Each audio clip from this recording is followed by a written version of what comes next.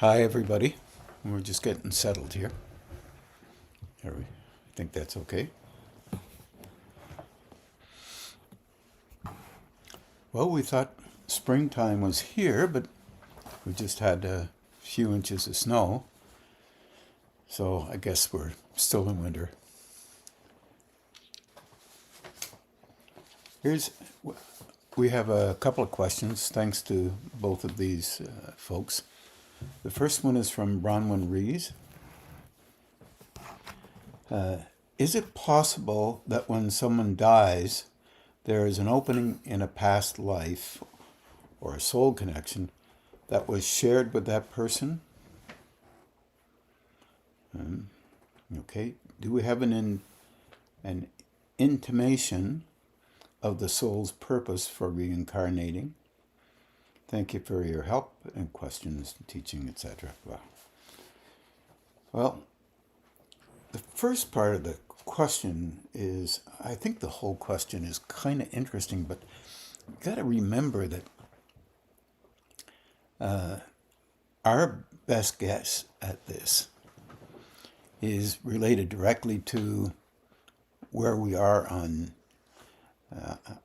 this plane and the words we're used to hearing and the many theories that are around on this particular topic. And there are many. I can only give you a view that relates to me, so as in everything else, if you don't like what I say, you find something else and relate to it. And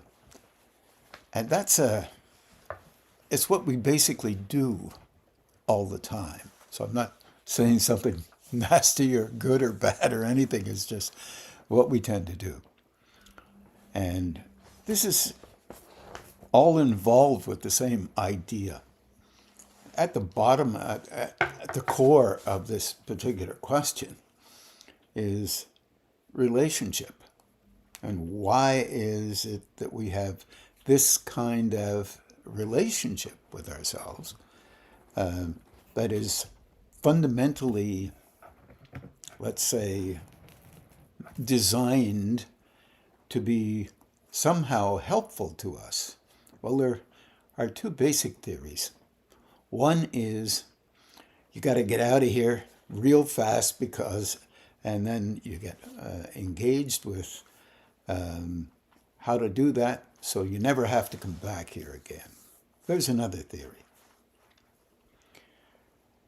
And that theory is, by the way, is believed by a number of people.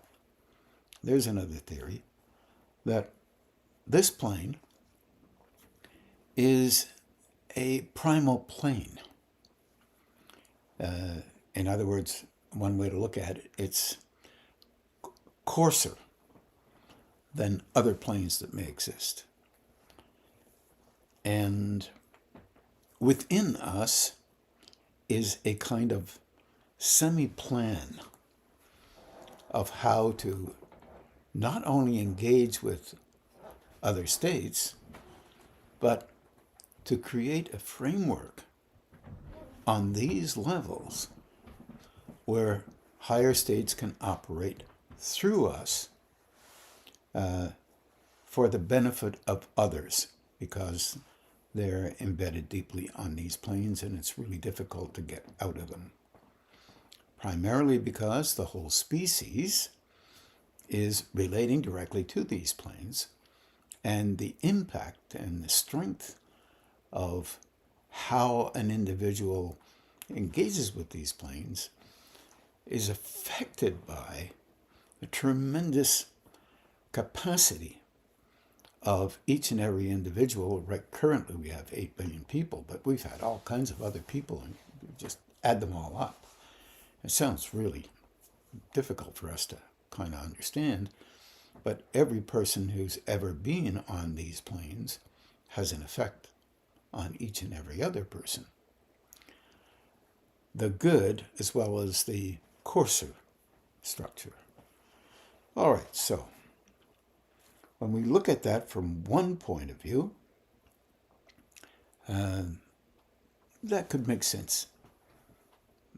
in both areas, that means people may engage with higher states, leave these planes, and come back to be helpful to others so that the species itself can begin to shift and change its relationship with how it is right now, or how it has been in the past.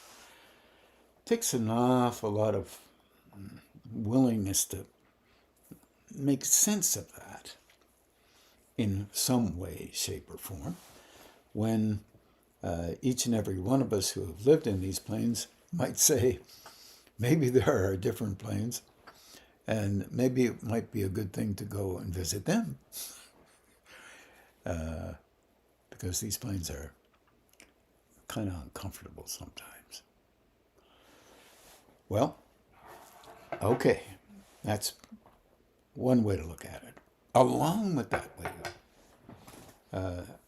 that different way to look at it, which means engaging with these planes, becoming more able, and then going on to other planes, perhaps, and cultivating a level of growth on those other planes as well. So that means every plane is preparation for another plane of growing. Yes, that could be. But then again, we've had interactions with others who have been quite able, and they have returned to be helpful on these planes, to set a system up so that as time goes on, more and more folks can be, let's say, more helpful on these planes, so that there can be a visceral change that lies within the physical, emotional, and mental makeup, or personality makeup, of these planes. Okay, fair enough. And then there's the other option, which is really in alignment with that particular option from my point of view, of course, is that this is a love plane. Now, man alive, this one's tough. Because everyone who might ever listen to this will think that's a little bit strange or daft to consider it a love plane. Well, take a look at it from a different perspective. Just try this one out. Each and every person on this plane is kind of in love with the continual day-to-day replay of how they believe things should be on these planes. We call that self-love, self-interest, and a cultivated loving of the images that we engage with, that we so easily call our personalities, that combined effect. And this is you find out as you are growing, or if you try to change something within it, that it fights back. And sometimes it makes you feel comfortable that it's fighting back. Sometimes it might appear to be uncomfortable. And then other times, what happens is you know that this is something that might not be helpful to you, but you're doing it anyway, because that tremendous practice of engaging the same way over years of relationship with oneself makes it hard to deter the reflex and reflexes that tend to operate on an almost unknowing and unexpected manner, in an unknowing and unexpected manner. But the concept of love being here is hard if you start taking individual pieces of somebody who is, try to give you an example, terrible example. Someone has an animal and they kick an animal, for example, well, most of us would cringe at that and reach out perhaps to see if we could get them to stop doing that. However, that person, for whatever reason, within themselves, does something like that because it makes them feel valued, important somehow, and it sounds like an illness there, and maybe illness means someone that does something that is not the same as what the average person might be, let's say, kind of thing. Emotional, mental illness, physical illness. But anger is out of control within them, and they cannot stop themselves. And they do this to exorcise their anger, get rid of their anger. And this is not something that we would ordinarily appreciate. But that person is doing something, and this is the weird part, because they love themselves and they want to kind of do what they do as a nurturing aspect of the very critical thing that they are involved with, or the massive hurtful thing that they're involved with. And this is very, very hard for us to understand. So what are you saying? I'm saying there is love in everybody who exists. It's used in billions of different ways every single day. Now, having an understanding of that kind of sense of loving is very difficult for us, because it is really what we look at normally is the abnormal, or we watch a person acting like they are this or that or the other thing, and we find that either annoying because they're acting. We don't know it's because they're acting, but we might know that we are a bit competitive and we would like to be able to do that, but we can't, because it's not something that we can. It's kind of a tonal honesty that goes on within ourselves, and we can't just act like that.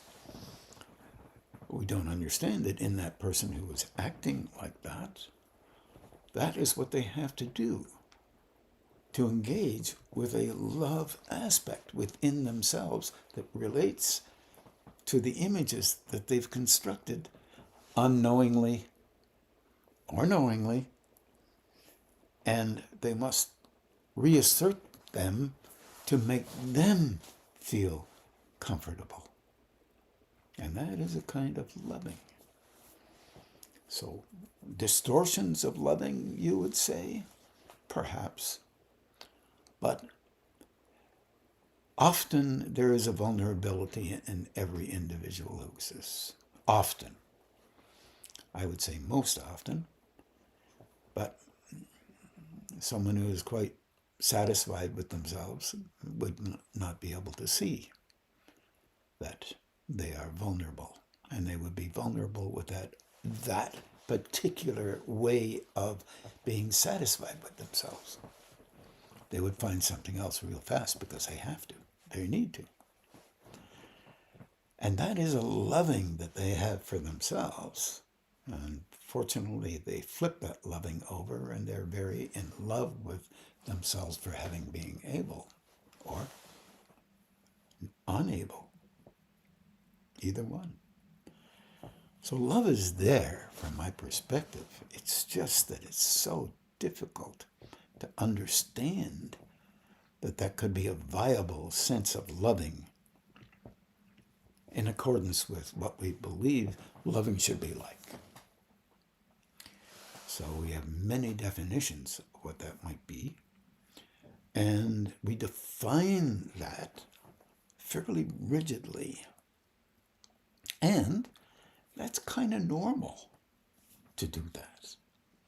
And if we see it from a different perspective, we defend the way we see it, because that is the loving of how we engage with life to value ourselves.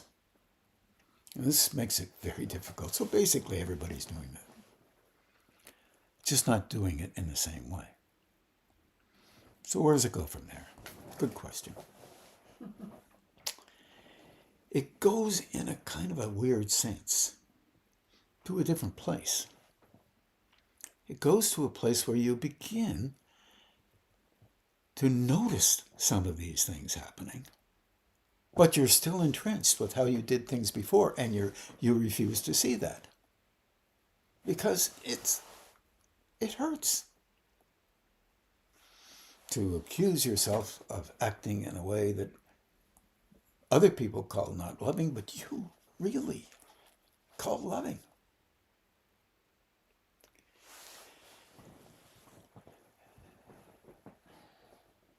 But in any event, a little bit of awareness, seeing things, begins to touch on some of the old actional ways of acting that you've had before, and it fights back.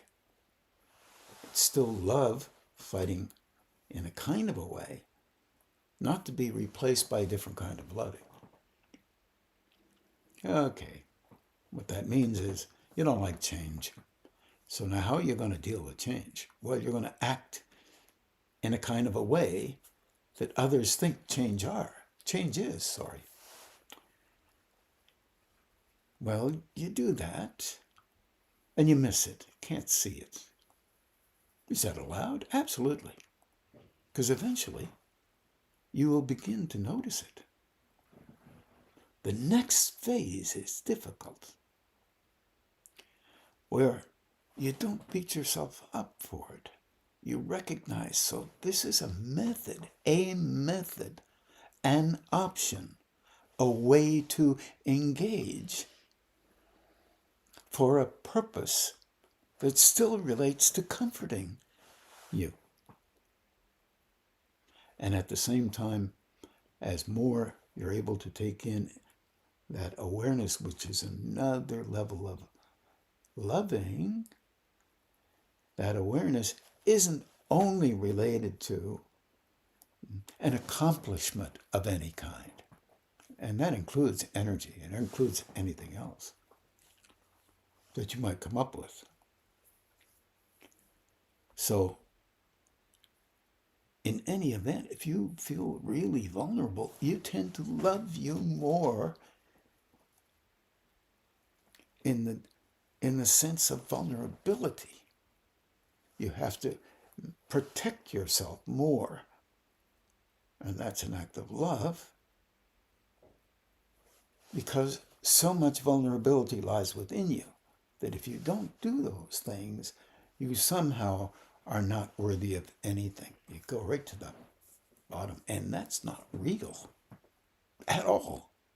However, your reflex is there to protect how you think things have to be based on constructed relationships, early going on, and how you believe that loving element is.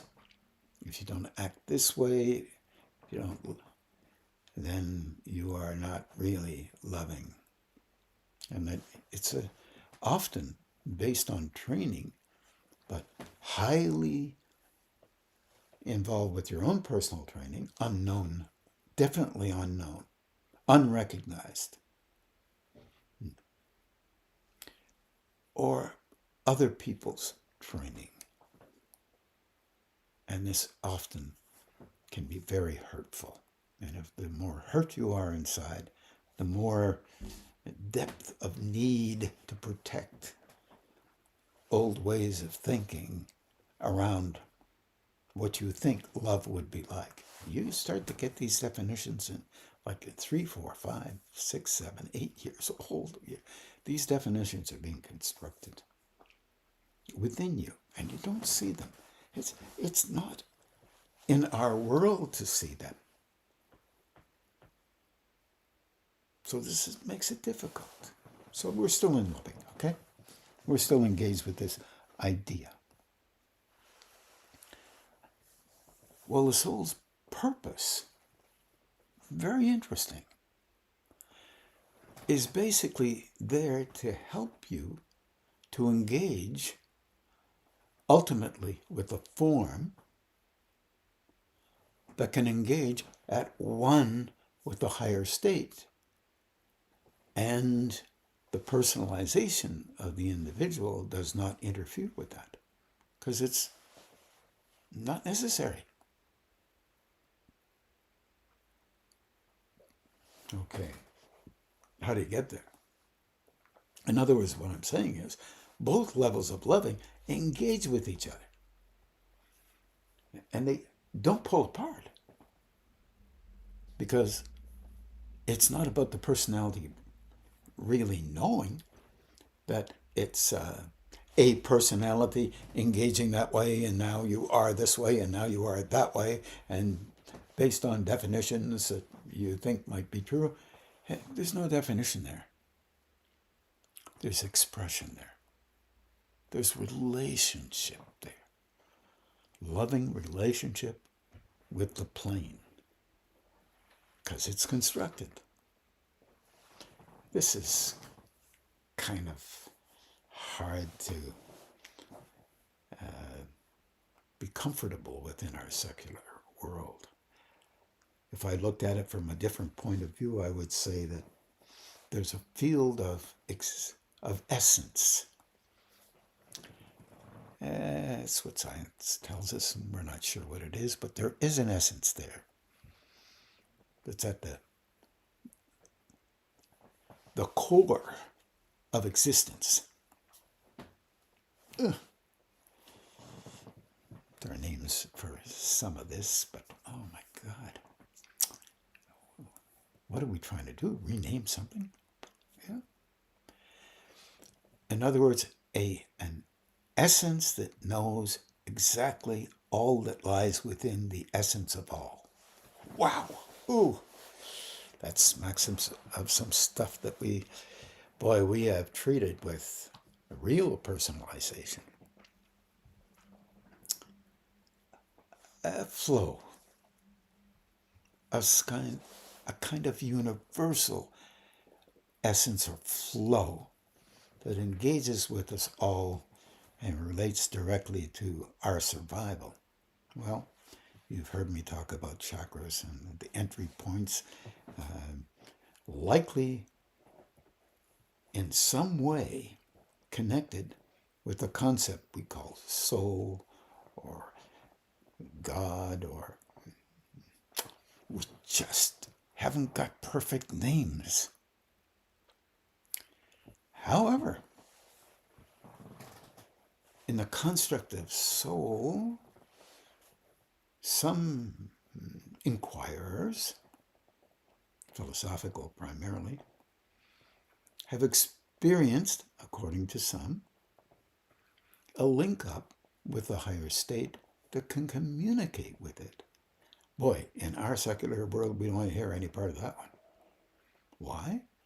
Because basically, we don't like being told to do anything. We want to maintain our focus with the importance of us as an individual. And this is how we've been able to survive here. So, we don't like doo-doo. We don't like to be told to do anything, no matter what. And especially in abstract areas, or any other area for that matter, to tell you the truth. But we keep that a secret. It's no secret. What's an abstract area? An abstract area is like talking about God, or an area that we can't put our fingers on, because now We know if we can feel it, touch it, we know that it must exist then. And the way it touches us is more important than anybody else, which I think is nonsense, but nonetheless. That's only an opinion, of course. You just ignore that. But when you're dealing with a concept like soul, I'm guilty of saying things like, we've had many lives. Others have said that, no big deal. And through these lives, we have at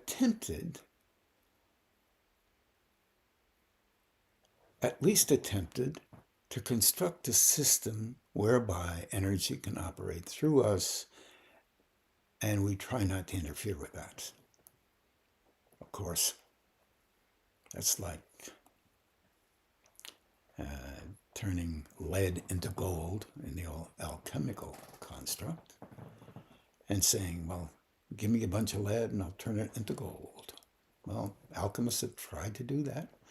They, of course, were the first chemists, as you all know. And it didn't work out that well, but there were some stories about the possibility of having it happen, but they're rare events. Because no notes, can't really know how to do that, but the chemical formula of lead and gold are very similar. You chemists know a lot more about that.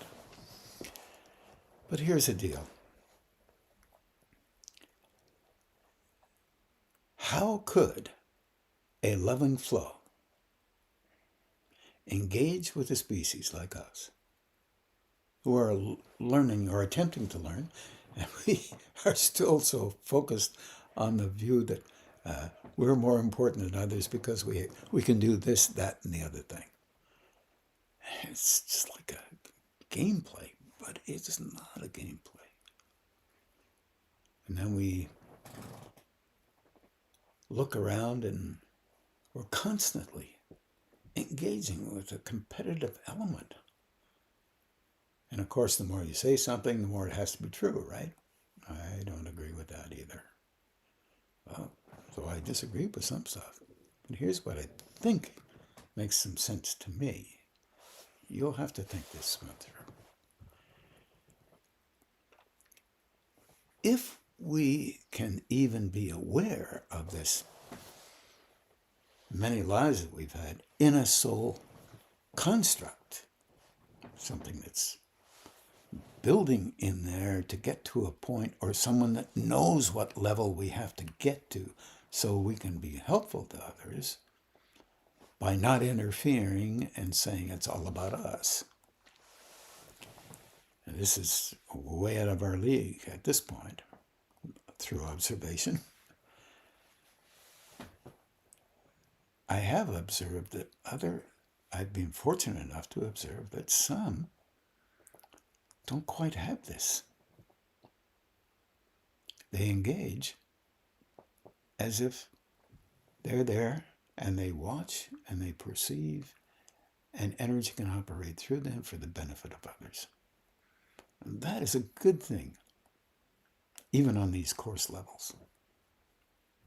I'm not suggesting there are many of those folks. I've just met a few. And if I've met a few, then there must be others that other people may have met.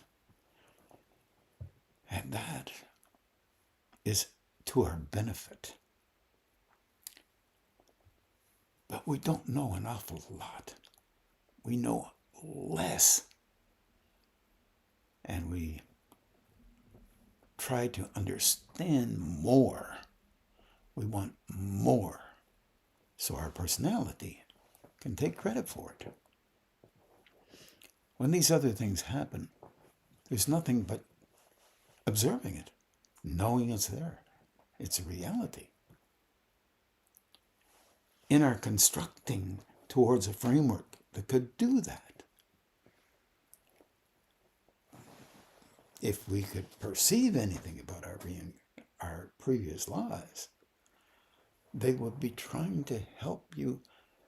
Don't do this the same way as you did before so you can improve that.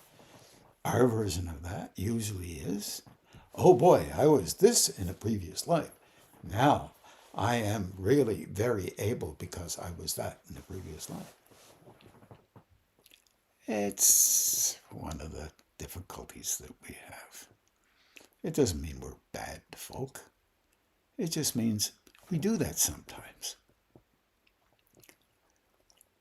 If, for example, you were a great football player, doesn't mean you're very good at doing anything else. If you're well educated, it doesn't mean you know everything about everything. That's hard for us to take in. And we are fundamentally self-protective because we're vulnerable. Understandable. No negation in that.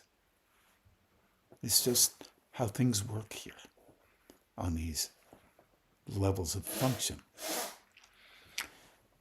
So we move slowly into a place where we begin to recognize that we have definitions of some things that are kind of narrow. And we can only do the best we can with them. So we have thoughts about what this means and that means and all the rest of it, as I've been talking about soul and reincarnation, because that's Brahman's question. But it all adds up to me constructing a form so that you can subtly be aware of that loving that it has for you. And you know there's something there that could be helpful to others as long as you don't interfere with it. Because when you do, it means you stiffen up a little bit more and you self-protect a little bit more about how valuable you are as an individual.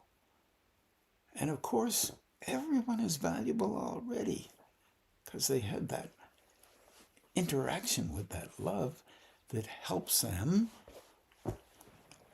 to see how they're using that love. For their own purposes, yes, fine. But you grow through you. And this is what makes it difficult for all of us. We grow through us, yet we use that energy to hide from how we might interfere with helping others. Yeah. Okay.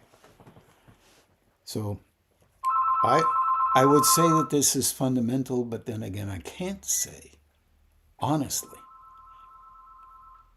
that everything that comes out of my mouth is perfect.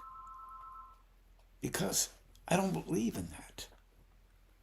What I do believe in is we're constantly understanding a little bit broader. So that's why it's so important for you to try and understand something slightly different than how you know you must be to be valuable to you. Because there's more beyond that. And you'll notice the less emphasis you have on you, the more comfortable, or maybe the less comforted sometimes you'll be in relationship to you and your own skin. That comes with change. You're uncomfortable, but then noticing you're uncomfortable a little bit helps you to understand something within you that relates directly to a kind of humility. I don't think anybody can be perfectly humble in our coarser levels as they're growing. I think it's a little bit difficult. I think maybe later on in our development, we might have a closer, at least a closer replica of what that kind of humility means. Because it's talked about in the East quite a bit, and some philosophers have tried to discuss it and acted that way. But it's very difficult. So there's a lot to be considered in relationship to engaging with past lives or soul connections and thinking that we have it all figured out. It's important to recognize that none of us is separate from what we believe things should be like. Nobody's separate from that. And definitely not separate from misunderstanding higher states and how higher states think it should be down here. Because higher states know that we're not in higher states. Think about that. Yet, we have a deliriously wondrous, creative mind that is personalized and considerably interested in being featured in a kind of a way with an idea that is perfectly true. I think all the ideas that we come up with are there to help us be led to a different idea. And just because you hear an idea once doesn't make it yours. There's lots of proof of that in our world. Just because you do something once doesn't make it for all time. Understanding the human condition is an important piece related to understanding us, each and every one, and having, if it's within the possibility of letting go of your own persona, having the willingness to have some form of understanding, and I'm saying understanding, of others being in a similar position to your own, working on their own understanding of what must be true, whether it is taken from others or not, because it's options that aren't necessarily real. And knowing that your options are at best, before you link up with higher states, just an opinion. And that opinion may be valuable to you. Recognize it as such. And if you can begin to do that, you'll begin to understand that if it is an opinion, it may be trying to open the door to another view beyond the one you have, as opposed to terminating any opening of any understanding beyond the one you already have. This is part of what we do every day of our lives. And this is fundamental in our world. Each and every one of us tend to do it. We learn different ways of doing things. We read a lot of stuff. We engage with people. And you see a person that 20 years ago and you expect them to be exactly the same as they were 20 years ago. A lot has gone on since that time. It may not even come close to being the same. But in your mind, you will hold to the old perception. Strangely enough, they will act out some of those old perceptions. Strangely enough, for you. Because the way you act with them draws that out for the purpose of them being right and you being more right. It's a transmission thing. And that's another story, and that's a difficult one because, once again, we're not too keen on the idea that other people impact upon us for a purpose unknown to them and unknown to you. But both will have opinions about both of those things, the transmission and the response that occurs in another person as a person expresses themselves based on how they interpret energetically in a very fine, very refined sensitivity that we have, that we cannot perceive, but we automatically react to. And those reactions, of course, are yours, and they must be right. Not real. They may be right. They may not be right. It's your interpretation. Interpretation, opinion, interchangeable, I'm afraid. So we're learning constantly. And we're protecting ourselves. Can those previous lives have an impact on you? That's part of the question. I happen to think that they can.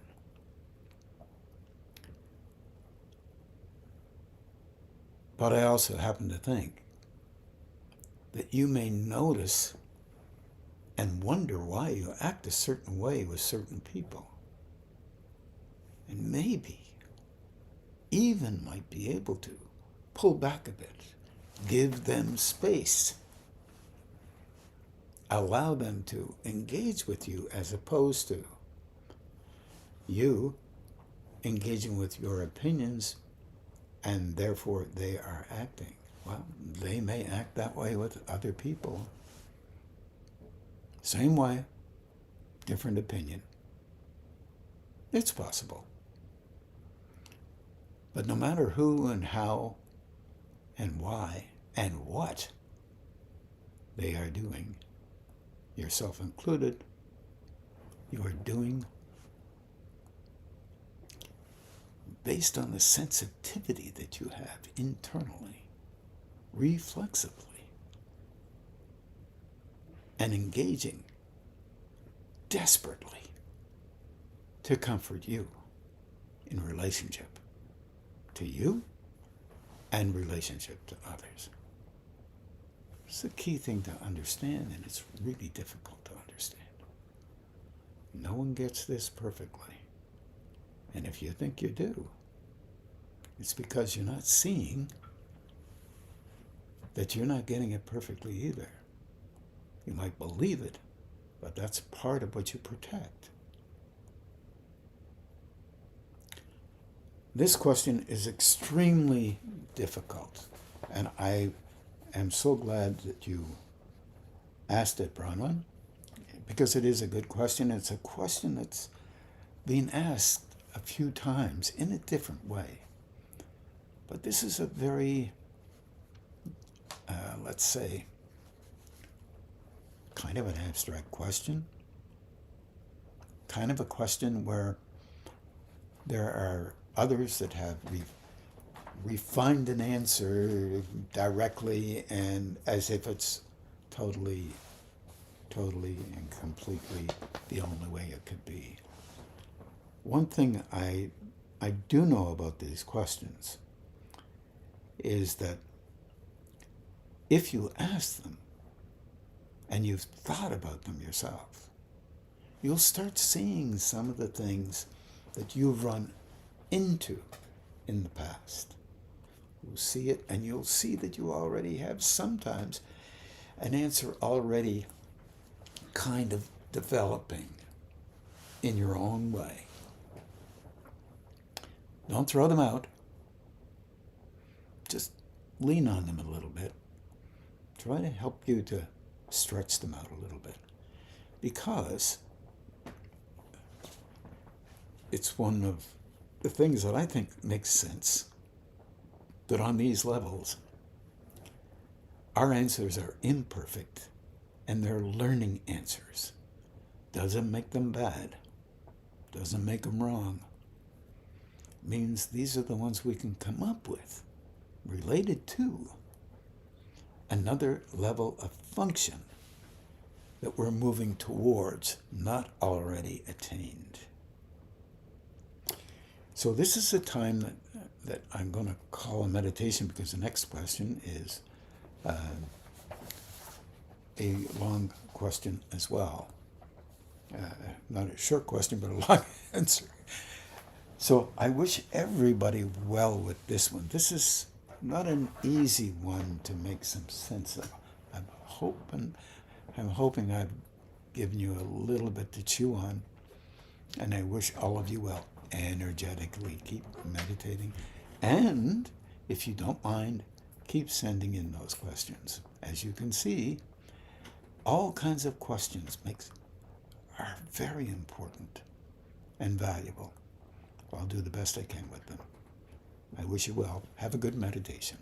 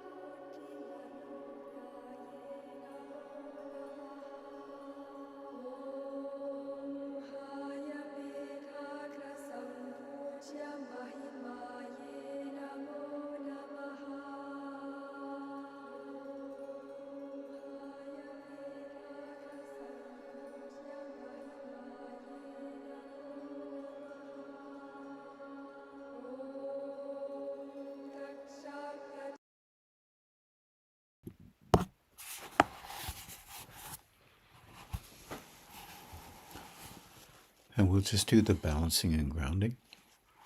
And good evening, everybody. Hope you have a good evening, good weekend. Take care.